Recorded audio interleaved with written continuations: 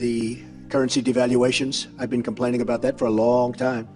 And I believe that we will all eventually, and probably very much sooner than a lot of people understand or think, we will be all at a level playing field. Because that's the only way it's fair. That's the only way that you can fairly compete in trade and other things. I think we're very close on opening financial services and the currency stability deal, which is essentially an IMF deal. This is intended to be a level playing field, whether you're MoneyGram or you're a bank or you're an online or you're PayPal. This is intended to be a level playing field. There's a new rail created that's a blockchain rail that both bank and non-banks can participate in to settle transactions through a token. It's coming our way faster than we like, perhaps faster than the 5-year time frame you outlined. Digitization of the plumbing and other aspects of our financial system, including payment transfers, etc. It's here. This year. It's here. It is here already. Yeah, I see. It's here. Yeah, it is here. The, what I would say, just the natural economic forces that it unleashes, taking fat out of the system, for lack of a better term, it's happening. Now we have to recognize that that's happening, recognize our mission, safety and soundness, investor protection, fair markets, and ensure that as that digitization takes place, we're being true to those principles. But we should not be fighting that digitization, because if we fight it, it will go around us. Stablecoins. And then ultimately, really, Chris, I think the real use case of crypto is in a world of increasing integration and increasing globalization. It really makes no sense to think that anyone across borders who wants to transact with each other has to pay a foreign exchange fee to change yen into dollars, let's just say, and then also to pay a money transmitter for the act of hitting the send button and sending that money across a proprietary platform. Imagine if there was a single token that was recognized on both sides of that divide. And when you received it, you could cash it out into your local currency. And when I received it, I could cash it out into my local currency without the need to change it, right? Those kinds of things occupy so many trillions of dollars of friction in the system that it's, when people say there's no killer app to crypto, I sort of think, no. The killer app of crypto is the simplest application, which is avoiding frictions. That's what it's all about, much as the internet did for sending information. Is all around liquidity. And the kind of elephant in the room is today the world locks up around, I think it's around 10 to 15, whatever, trillion dollars at any one time in balances and nostros in different parts of the world to fund payments, which are sent in great big chunks at end of day or end of week. The opportunity here with CBDCs running domestically and with a bridge asset, another cryptocurrency model, a bridge asset to connect those CBDCs together, the opportunity is to deliver liquidity on point in the moment, in microseconds, from one part of the world to another. And the model that we focus on is using XRP, which is a very high velocity and very high volume digital asset. It's a free floating asset, unlike a CBDC or stablecoin. Use it as a bridge currency between these CBDCs. So you imagine a world in future where there are, let's say, 180 individual CBDCs per jurisdiction in the world. Making markets between those CBDCs is quite challenging unless you have a common single point, the bridge currency, which then enables connections to be made more efficiently and markets to be made between these individual currencies. So you put that together with both a bridge currency between those CBDCs and the overriding ledger connection between the blockchains that run those CBDCs, and you are kind of redefining how value is moved cross-border. It's a complete departure from the messaging model that we've automated but haven't changed, and it moves into an immediate liquidity, a non-trap cash, a wallet-to-wallet, a micro-payment model.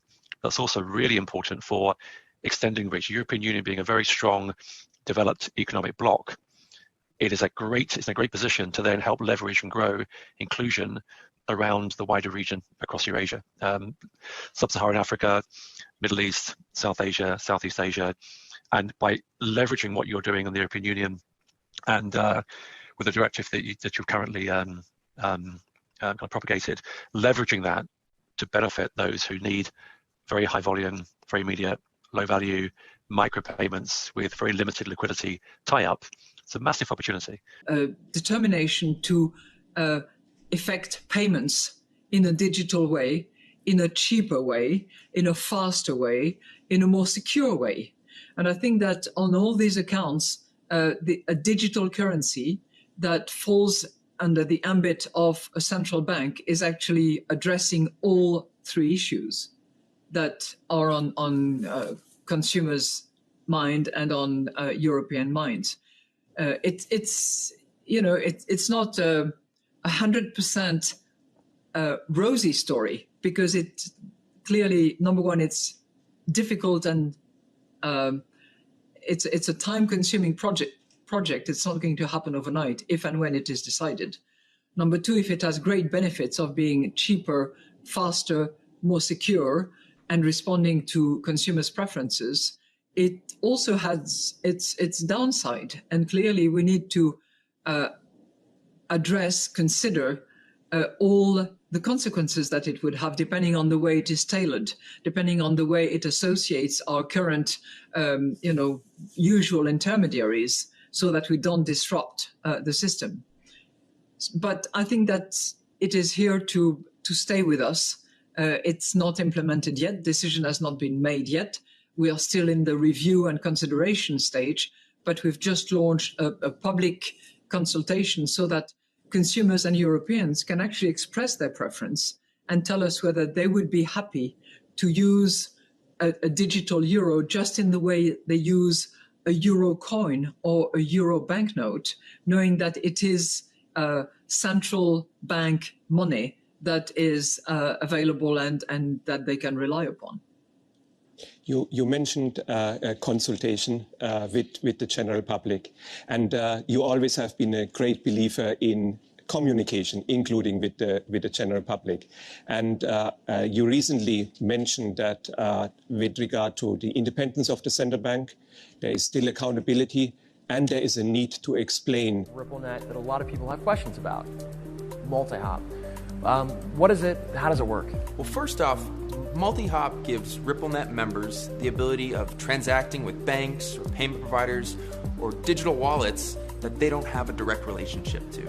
That's so important because in today's world, you need a bunch of bilateral relationships clunkily put together in a chain in order to move money. That means A has a relationship with B, B has a relationship with C, and they have to hand off information like playing a game of telephone. Multihop makes that a thing in the past. So who on RippleNet is using this feature? So a couple weeks ago, we announced that Siam Commercial Bank was using Multihop. And what that means is they are allowing customers to facilitate payments through Siam Commercial Bank into Cambodia, Laos, Myanmar, Thailand, and Vietnam. So the sender has the ability of getting deep reach and deep access into this entire region, and the receiver has the ability of getting payments with more value on them because the fees are less, with complete visibility and transparency. And is this relationship both ways? So those receivers that you were saying are in Laos, Thailand, Cambodia, can they send payments out through Multihop to the other institutions they're not directly connected to? Yeah, that's exactly right. So one of the great things about the technology that underpins this is that it works like the internet works. Information can go both ways. So Cambodia can facilitate payments outside of that relationship back into RippleNet. Very much how the internet works today. So like the internet, there's a lot of paths of getting your money or your information where it needs to go. So one of the things that Multihop allows are multiple quotes to be returned to the user. And those quotes will have different paths of payments that are available. So you can choose based on the cheapest path or the fastest path, and make sure that you're able to deliver your customers the type of experience that they need. Now what's great about this is that some of these paths, what we're seeing already in terms of the tests that we're doing, are the cheapest and the fastest when they go through XRapid. The beginning of the greatest economic cycle this country has had since World War II. And I knew the things that Donald would do, and he hasn't even got started. But this is the eye of the motherfucking storm, the perfect storm. It ain't never going to get any better. Never. This is perfect for the QLA model. If I could have written a prescription or a formula, I couldn't have written it any better. Low interest rates, money's free, you stupid. Massive chaos. And Donald's going to rip the mother economy apart. And he's going to for practice in a good way. This is it. It ain't never going to get anything better. This is like a multiple orgasm the rest of your life, you fucking slags that are in the audience. This is it. Sometimes I don't want to hear what Dan has to tell me. But as I wrote in one of my blogs, the old man, he's always right.